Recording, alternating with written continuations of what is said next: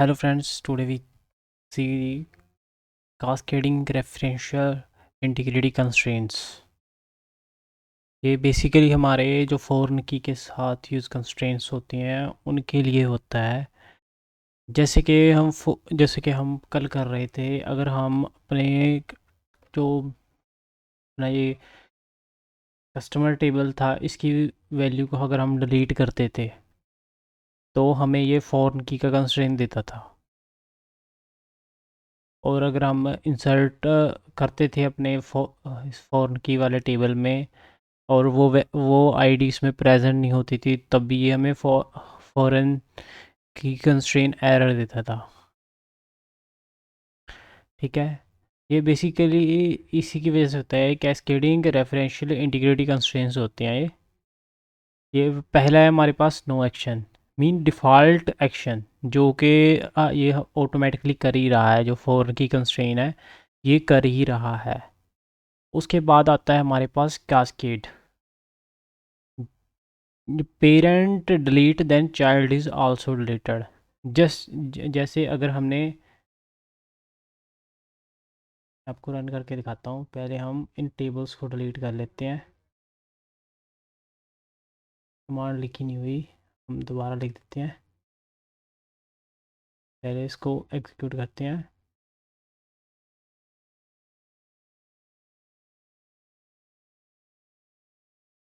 Drop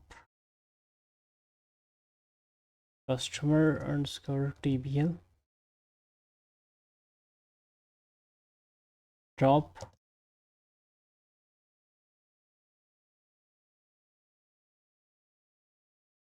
यहाँ पे table आएगा, ड्रॉप टेबल, टेबल कस्टमर तो लिख दिया। सेकंड हमारे पास था ऑर्डर,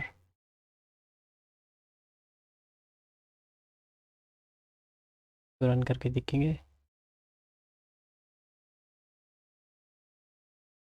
सॉरी गाइस, बस पहले हमें इसको डिलीट करना पड़ेगा। Cause does not exist, you don't have permissions. Why happen? I think guys ये पहले ही मैंने ड्रॉप कर दिया था, that's why it show like that. अब हम पहले मैं कस्टमर का टेबल स्टार्ट करता हूँ, क्रिएट करता हूँ और इसमें मैं ये वैल्यूज़ को इंसर्ट कर देता हूँ। ये एग्जीक्यूट करते हैं हम, ये आ गया हमारा। और में हम इसकी कंस्ट्रेंट लगाएंगे ऑन डिलीट पर।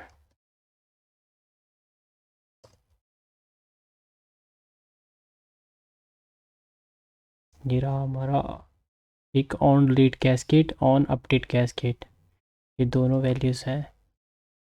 यहीं से कॉपी कर देता हूँ मैं।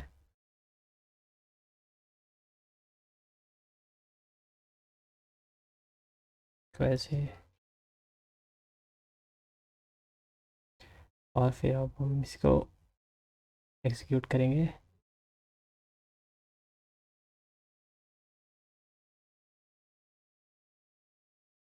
एग्जीक्यूट करेंगे अब हम, फिर हम दोनों टेबल्स को देखेंगे। ये हमारे दोनों टेबल क्रिएट हो गए हैं। अब अगर अब हम अपने इस टेबल में से वैल्यू को डिलीट करते हैं, ये CID 3 को डिलीट करते हैं, तो ये 3 वाली वैल्यूज़ ऑटोमेटिकली डिलीट हो जानी चाहिए। ठीक है, अब हम दोनों को रन करके देखेंगे। ये देखिए, इसमें जो 3 वाला था, ये फर्स्ट पर आ रहा था, वो ऑटोमेटिकली डिलीट हो गया है। CID 3 थी इसकी। ये ऐसे ही काम करते हैं। और ये ऑन अपडेट, अगर हम किसी वैल्यू को अपडेट करेंगे इसमें, जस्ट लाइक यहाँ पे अपडेट की कमांड हमने कल लिखी थी। ये देखिए, यहाँ पे ID 2 है वहाँ पे 7 हो जाएगा। यहाँ पे ये 2 आइटम्स खरीदी हुई हैं तूने, यहाँ पे भी 7 7 हो जाएगा। रन किया हमने। अब हम दोनों टेबल्स को देखेंगे। ये देखिए यहाँ पे 7 किया मैंने, इन दोनों पे भी 7 हो गया। ये था हमारा कैस्केड। मतलब क्या, अगर हम पेरेंट टेबल में चेंज कर रहे थे तो हमारे चाइल्ड टेबल में भी ऑटोमेटिकली चेंजेस हो रही थी। उसके बाद आ जाता है हमारे पास सेट नल। अब हम तो कॉपी कर लेता हूँ मैं। पहले ड्रॉप कर देते हैं इस टेबल को, फिर इस टेबल को ड्रॉप कर देते हैं, और फिर हम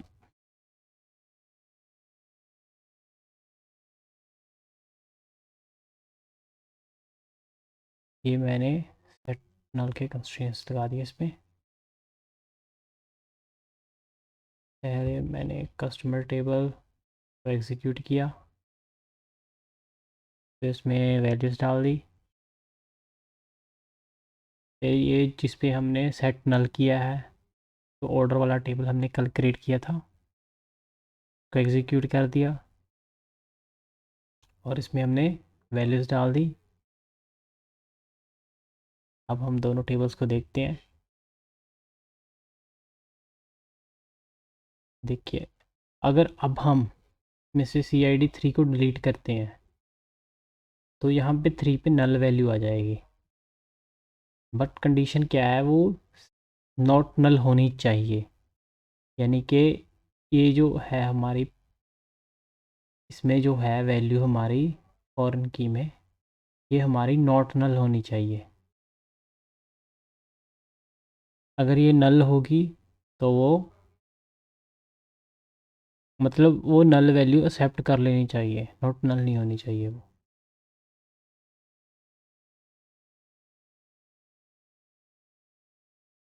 एग्जीक्यूट कर दिया। अब हम दोनों को, ये देखिए यहाँ पे नल वैल्यू आ गई इसकी। अगर हम अपडेट भी करेंगे तब भी यही एरर आएगा। फिर इसका एरर नहीं आएगा, मतलब सेट वैल्यू हो जाएगी। ID 2 पे हमने की है,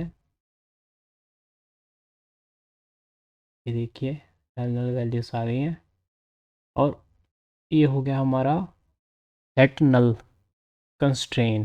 किसका है ये? रेफरेंशियल इंटीग्रिटी कंस्ट्रेन, जो कि फ़ॉरेन की के हैं। उसके बाद आ जाती है हमारे पास सेट डिफ़ॉल्ट वैल्यू। पे हम ऐसे लिख देते हैं सेट डिफ़ॉल्ट। यहाँ पे सेट नल नहीं आएगा, सेट डिफ़ॉल्ट आएगा यहाँ पे भी।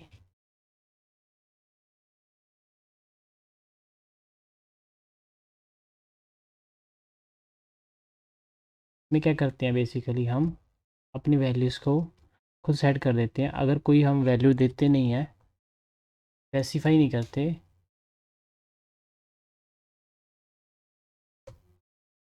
तो ये वही वैल्यू ले लेता है। अब हम अपने टेबल्स को ड्रॉप करते हैं। ड्रॉप कर दिया हमने इसको, फिर किया इसको, फिर अब हम तो रन करेंगे। एग्जीक्यूट किया, और उसके बाद ये जो हमारा टेबल था हमने इसको एग्जीक्यूट किया,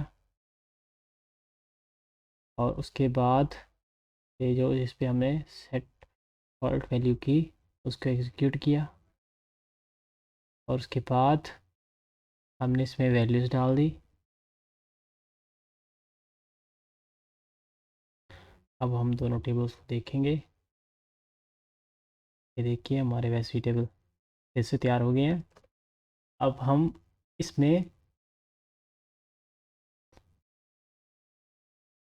जो डिफ़ॉल्ट वैल्यू है उसको सेट करेंगे।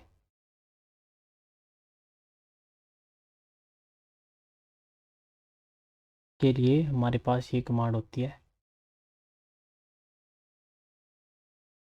इसी को ये अनकमेंट कर लेते हैं हम। ये होगी हमारे पास, तो रन करते हैं। में ये अल्टर टेबल, टेबल का नाम आएगा हमारा, ऑर्डर जिस पे हमने फॉरेन की लगाई हुई है उस पे हमने ऐड डिफ़ॉल्ट वैल्यू करनी है। किस कॉलम पे करनी है हमने? CID, for CID। इसको हम एग्जीक्यूट करेंगे। अब हमने ज़ीरो वैल्यू सेट की है।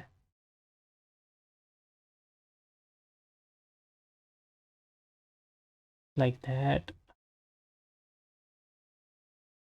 करते हैं। और अब हम इसको डिलीट करते हैं।